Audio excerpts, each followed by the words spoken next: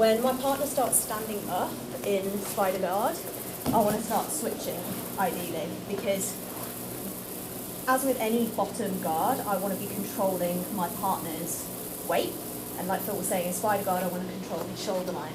And I want to do that so that I can take his centre of gravity away from where he has base. So if he's on his knees, and I've got good control of his shoulder line, it's quite easy for me to start tipping him with very little effort. But if he starts standing up, I can still control the shoulder, but he's mobile because he's on his feet. So I want to increase the amount of control I have over his upper body. So we use a lasso, so if he's on his knees, I can demonstrate it. All I'm doing is bringing one of my hooks, I keep the other one, keep the tension, and just take the other one, and instead of being inside the bicep, I go around the outside of the leg. And you see a lot of people doing lasso here, and when I want to start attacking, I want to be nice and deep, but I can actually just keep the control with it. They call it a shallow lasso.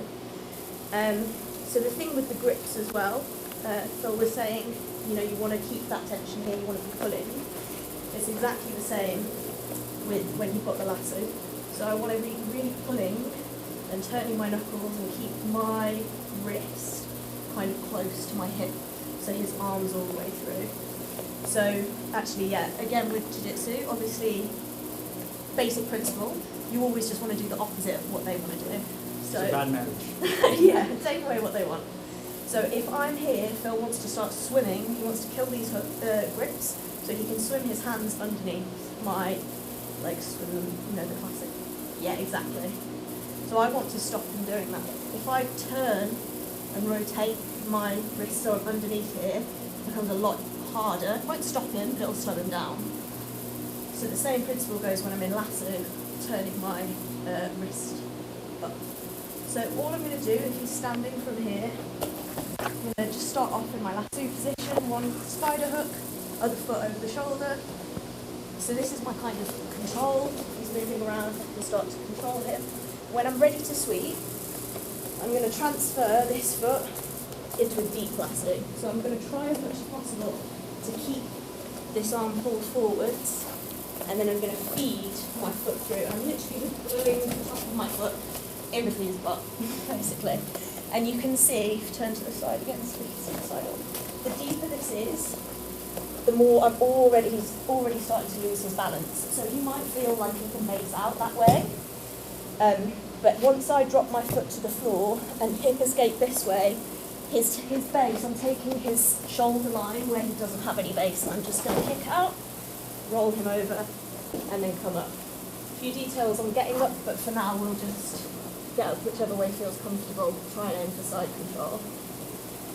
So I'll just pick up it. I've got my under grips if I can get them. Start in spider, stood up, so I know I need to go to lasso. Holding the tension here, come over the top. Lasso grip or hook goes under, hips this way. See straight away as I move my hips, it changes balance.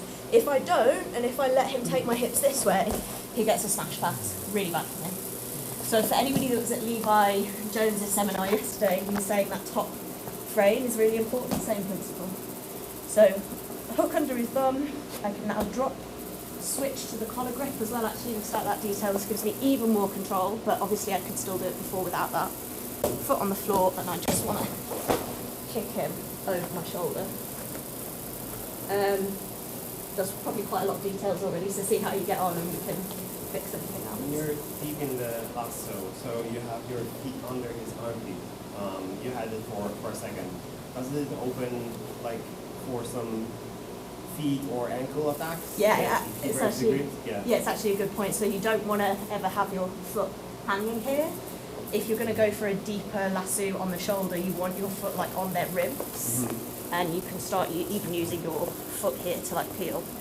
So yeah, it's a good question, but that's another reason why you can just rest the foot on the shoulder, and then you've got your choice. Any other questions? Or should I go? And are you using your right foot to bridge up? Yeah, this foot on the ground. So I'm here,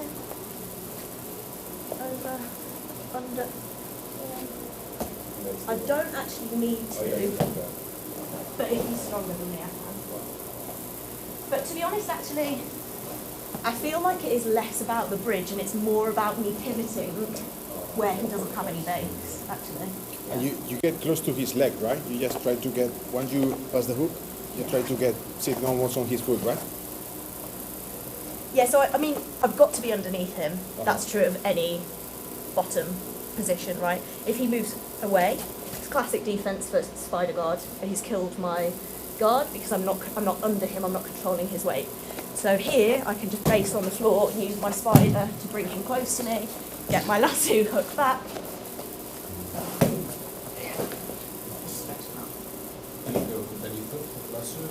Yeah, whichever side is comfortable. In the fight, there will likely be a better choice and a worse choice depending on their position, but for now, just pick the side you're comfortable with. Yeah, let's try that first before we answer any more questions so that you have an idea on how it goes. On 3, 1, 2.